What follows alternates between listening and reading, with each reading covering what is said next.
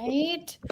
Hi, this is Morgan with the American Society for the Positive Care of Children. I'm here with Joy, who leads community engagement and learning at Number Story. And Number Story exists to bring awareness of adverse childhood experiences, child adversity, and the lasting effects of toxic stress while also promoting healing strategies, hope, and resilience. And so that's what we're going to dive into today. So, Joy, thank you for being with us. Thanks so much for having me here with you today, Morgan. I'm thrilled to be here. Yeah, it's great to have you, and I know this is something we spend a lot of time on is adverse childhood experiences and the impact, understanding your score, if you will. And so, if you want to kind of start it off by giving us an intro to what ACEs are. Absolutely, sure. So, ACEs, the word itself stands for adverse childhood experiences, and they are stressful or potentially traumatic events or circumstances, things that happen to us before age 18. And they are things that can really have long term effects on us, but they are things that happen that are like child abuse and neglect, or things like having a caregiver or someone in the household who is struggling with maybe untreated mental illness or substance use challenges, having someone in the household who's incarcerated, witnessing interpersonal or intimate partner violence, domestic violence in the household. And challenges like this can be, or sorry, very common one, divorce or separation in the household. So, challenges like this that are super common is what we know about them, that most people have experienced at least one. And around 1 in 6 or 1 in 5 people have experienced 4 or more of those.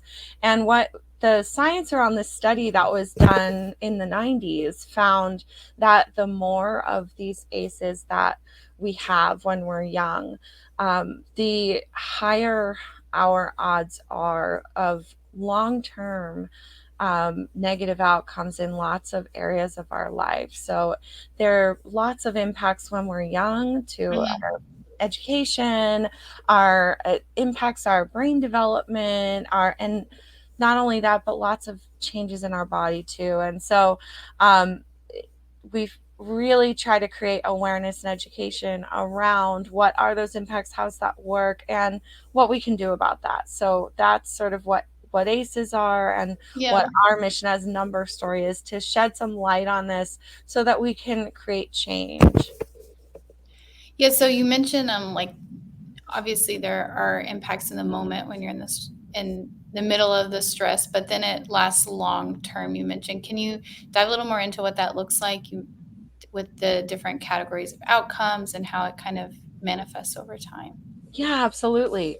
So we know when we go through stressful circumstances, our body's stress response is, it's actually protective. It helps us. We go into that fight or flight or freeze, or there's actually a couple other modes that we can go into, and that's our body's natural response. We flood with stress hormones. Our heart rate increases.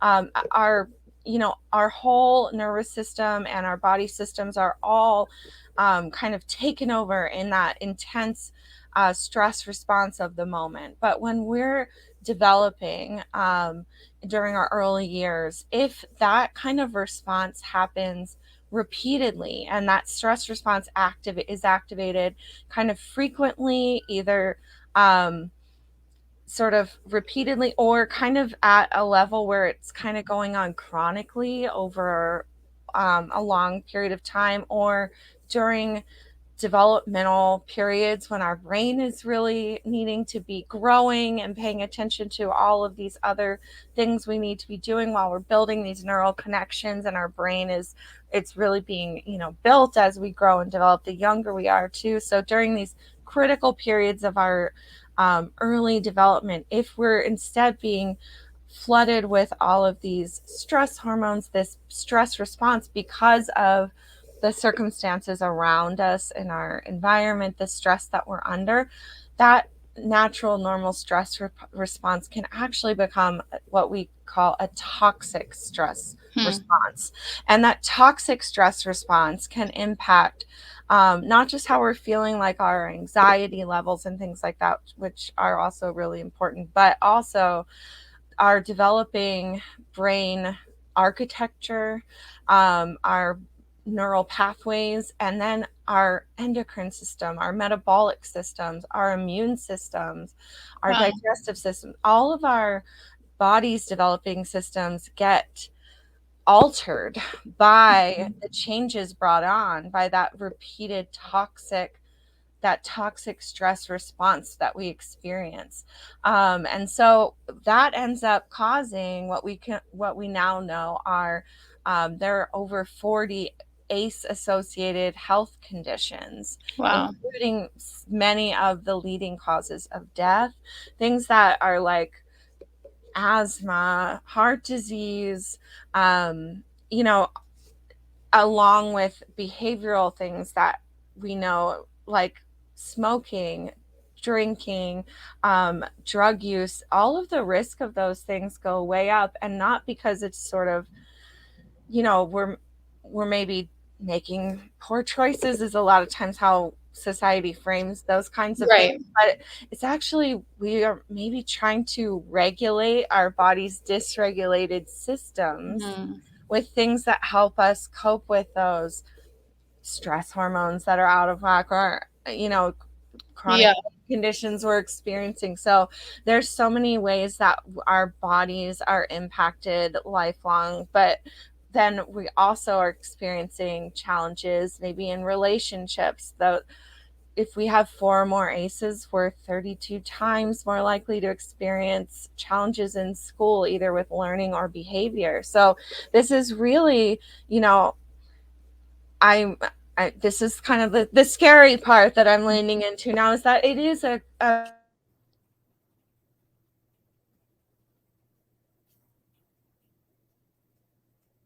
did you lose me? Here I am. Yeah. So For a second. so that's what we really want to shed light on there with the science behind this, because what that also tells us is, when we know this, then we can address some root causes Yeah. of these things that can make a big change in how we're addressing these symptoms that we see later down the line, and how we address even kids who might be struggling in school or challenged, to look at, well, we might need to get at the root cause, whether it's It's not just a behavior or behavior illness. choice. Exactly.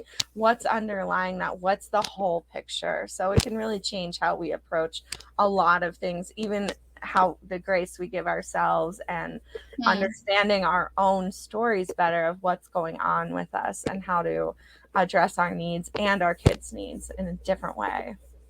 Yeah, I think the way that you describe the science helps kind of argue back to, like, you hear a lot about resilience. It's like talking about kids needing to be resilient, and they come out stronger, and maybe there's shame associated with actually having negative long-term effects, but this is biology. This is it's not about like that you were weak and so now you have these poor outcomes because you weren't strong enough in that situation. Like, you're human. Exactly. And this is just like your body wasn't built to like have to manage all of these stressful situations. That's exactly right. It helps us reframe and go, you had a um, perfectly normal, perfectly human response Yeah. to the stress and the challenges that you faced. There, you are not broken. Your body took care of you in the way, you survived what you did. And this is sort of the kind of, some of the scarring of the battle that you've been through, in a way, whether you even realize that it was a battle you were fighting or not, because a lot of us don't even recognize the adversity we've lived through as Mhm. trauma Yeah. necessarily. We kind of maybe think, like, even looking at our childhoods or looking at the 10 aces, like, we maybe didn't even put together that these things add up, and that we maybe did live with some high levels of stress, that we kind of just thought that was it, that was life, that was existing, I don't know another way. And so some of that, though, and then maybe we're having challenges later and they're piling up, and it's in my struggling at work, or I'm struggling to stick with a relationship, or I'm struggling in my parenting now because I know I don't maybe want to do it the way I was raised, but I'm not sure what the other ways are. And Yeah. that's the beauty of the resources that you all provide, is like that it shows these other ways. And so I think it does help give us that, like, you know, recently that Oprah's book is What Happened to You, and it helps reframe that question of what's wrong with you. Mm. That's a lot of what this science does. It's reframes it from what's wrong with me to what happened to me. And Yeah. it's not something wrong with me. I just responded to what happened to me. I Um, love that. yeah, and then we can take it from there. Now that we had a normal response to what happened to me, Yeah. I can, do something about that, and maybe make a difference um, for our kids and for young people, and for others, and even for ourselves, how we move forward and look at and what we need to do now. We might have been trying to fix things in different ways that weren't really getting Yeah. to the heart of it. Yeah. And the all the aces that you kind of rattled off, they really run the gamut. And to your point, they're very common. And so I think that also maybe as people hear that in reflection, they think, one parent was incarcerated and the other one, they did the best they could. And so they don't necessarily want to think back on their childhood as like, their parents weren't like actively abusive, but it doesn't necessarily change that the circumstance was not ideal and that there were aces involved. So how do you kind of reconcile that? What is it? Is it possible to grow up in a loving home and also have an aces score or a high aces score? Yeah, absolutely. That's such a good question. And it is something that is a struggle. I think, especially, a lot of us do feel like, well, I had a pretty good childhood, or I know my parent loved me or did the best that they could. And I think that's super valid. Yeah. And you can still, that's the real, one of the reasons that we went with sort of the concept of number story, because taking your ACE score does give you, kind of on that 1 through 10 of, or 0 through 10 of how many of categories of these experiences you've had, and that's your number. But what really kind of matters is your whole story, Hmm. because it's not just about, your number is your destiny, right? Yeah. There's so much more to the picture. And one of those things are other adversities. So someone might actually have a low score but have experienced things like racism or Mhm. poverty or discrimination around other aspects of their identity. And those things can impact us and cause that toxic stress response and the same outcomes, and not be counted in our ACE score. So we Hmm. want to be really mindful of those too, that we might have really loving parents but grown up with a lot of poverty, with a lot of racism, and not have been protected from toxic stress, because um, even if we didn't Or have systemic. abuse and those factors at home, it was systemic. Exactly. And so we really want to count those, even though an ACE score doesn't give you that on a number. But the other factor here is there's so much positive that can occur in our childhoods, positive childhood experiences. Things Yes, yes, like yes. having a loving, nurturing, caring adult can help, actually, even if you have ACEs. They ACEs doesn't automatically equal toxic stress, because stress levels for kids can be kept tolerable, right? And not make it to that level of toxicity that causes those long-term health outcomes and long-term impacts to education and career and things. And the biggest buffer is a caring, nurturing adult. And so a caregiver, a parent can be that for their child, even if there are challenges going on in the household and ideally, or in their life outside, like those systemic issues. So Yeah. that loving nurturance, and also factors like nurturing environments, getting kids into activities where they can learn social emotional skills and build up their own ability to manage their stress, Mhm. to learn tools for things that we know help reduce our stress in general, things like good nourishment and movement and mindfulness and strong relationships, whether with their peers or mentors and teachers. So really helping pay attention to how we can help kids manage the things in life that are stressful. Like none of us could stop the pandemic or put Yeah. our kids in a life where they didn't have to go through this Yeah. upheaval of life.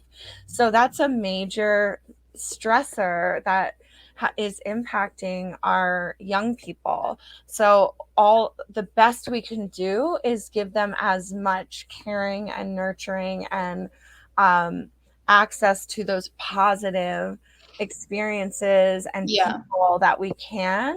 And that can help reduce the likelihood that they're going to have those toxic stress levels that will impact them in sort of more stronger ways that will Yeah. play out across the lifespan. So there is so much we can do and so much hope, even if there are circumstances we can't control. Um, and so, yes, um, it's not like a mark of destiny what your ACE score is or your child's ACE score. If you go, oh, they're already starting out with a 3 or 4 or 6, like because of things that have already happened, that there's no level at which there's not hope. And that's the beautiful thing. That's really, I hope that if there's anything that people take away about ACEs is that there's absolutely hope. ACEs are preventable, they are treatable. We have the power to heal. We can also disrupt generational patterns. So, absolutely. Yeah, I love that, and we try to put a big emphasis on positive childhood experiences as well, because I think, parents can feel like I'm doing the best I can, but then, there's all these other factors that I can't control. It's like, is it even making a difference? And it's so important that they know it is. Like the environment you create at home, just playing with your kid, involving them in things that aren't always serious, it does make an impact, and it can the reduce the negative impact of the other things that just happen, unfortunately. Um, so yeah, I love that. And then I want to get into what you just alluded to, which is the hope and the healing. I love the phrase, like stress changes the brain, but then so does healing. It doesn't just change in one direction and forever permanently. There is healing. And so what have you seen that look like for either children or parents, or you mentioned generations? What is, when we're thinking about ACEs, what does healing look like? That's such a good question. I think that sort of what we're finding is the beginning is awareness, right? So the first step is kind of um, that piece, that foundation of understanding and realizing that um, finding, tracing sort of that those patterns and realizing um, how our own childhoods and our own stories may be impacting some of our behaviors, some of our um, sort of symptoms, some of what we're experiencing today. And then everyone's healing journey is going to look different, right? Mhm. Because everyone's past and everyone's needs are different. But I think that when we find that sort of self acceptance, when we can find that we're ready to sort of take steps toward assessing sort of what are our needs, what do we need to feel better, to do better. There are a lot of different paths to that. I think some of them are things that we can start to do on our own, to take care of ourselves. But then the thing about our sort of what we carry with us from our childhoods and this healing is that our traumas didn't occur in isolation, right? And so neither does our healing. And so I think a lot of it has to do with connections and finding ways to connect to others. Mhm. And we know there is so much challenge in accessing professional mental health care for a lot of people, a lot of communities, a lot of individuals. But for some people, that may be a part of your journey for sure. And depending on your symptoms, then definitely that could be the way to go, is talking to a professional, especially if you're struggling with mental health or physical health in ways that you feel like that could really assist to get some intervention in that way. But I think starting to figure out, is there a safe person in your life that you can talk to about some of this, that you could open up about what Mhm. you're going through, starting to open up and connect, and finding community that really feels good to you. I think there's so much healing in community and in Yeah. each other. I love the quote, we are each other's medicine. I say that all the time.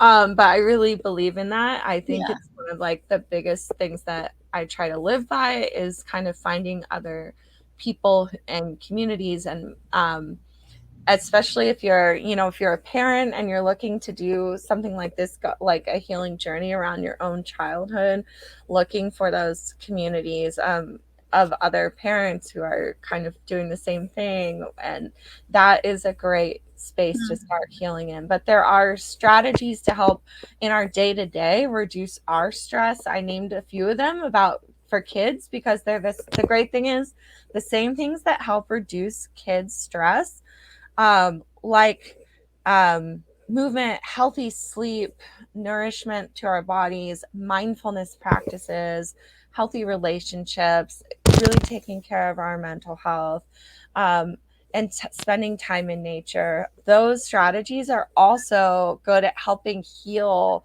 the long term effects of toxic stress in our bodies, helping us regulate our nervous systems. And so, the more we can make those family practices Yeah. and weave those into our everyday life. I know I just rattled them off, like a lot of them, but finding little ones that we can do, like you mentioned, play too, which is such a great one.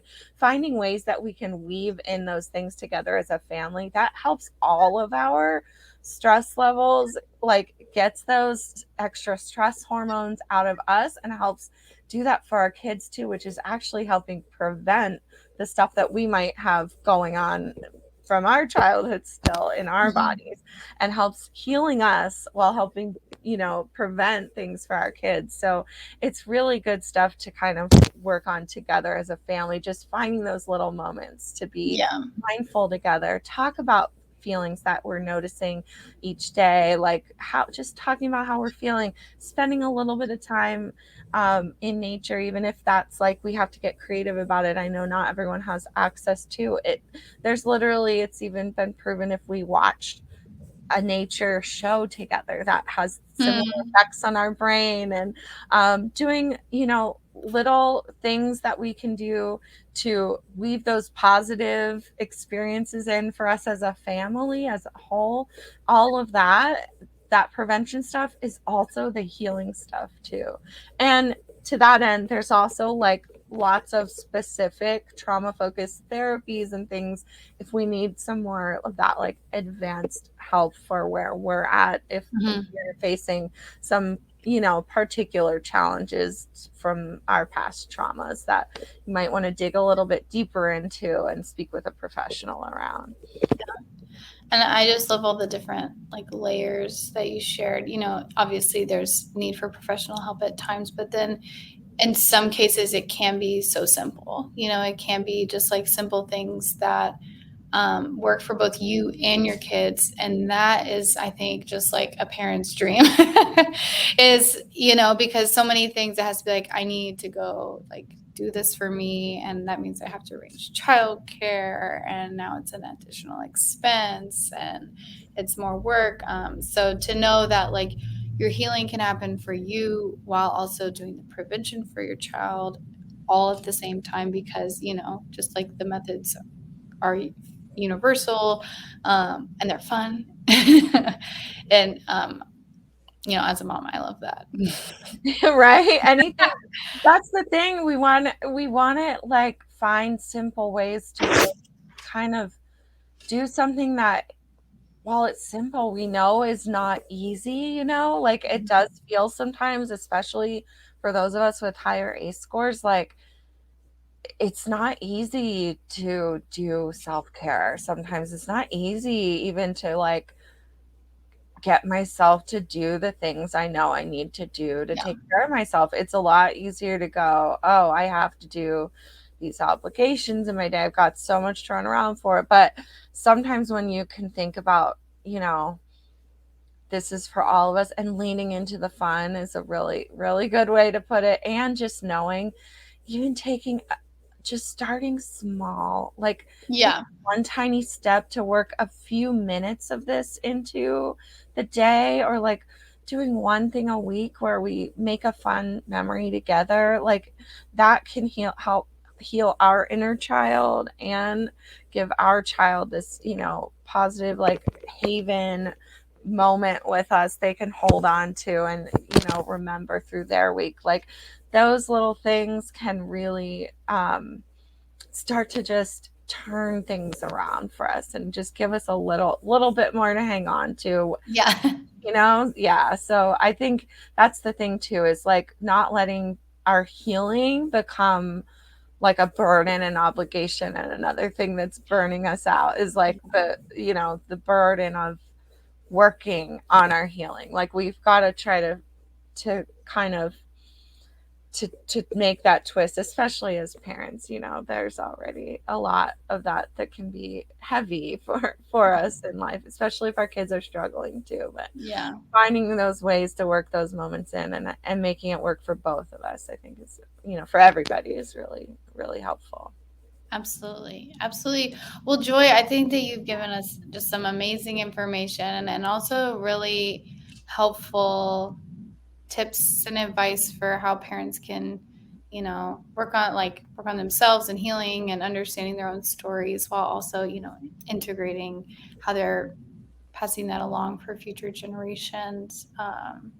Yeah, I think you just hit on it all. It's awesome. I really appreciate your time. Thank you for being with us today and for being in our Trusted Parenting Network. It's very, very helpful for all the parents that we're reaching. Thank you. We're thrilled to be part of the Trusted Parenting Network, and there's more insight on helping your kids through ACEs, and if you've experienced ACEs yourself, and navigating parenting at numberstory.org. And I know a wealth of resources that we appreciate and send to folks too on your site. So we're so thrilled to be a part of the network, and I'm so honored to have been able to spend some time with you today chatting about this. So thank you so much. Of course, thank you.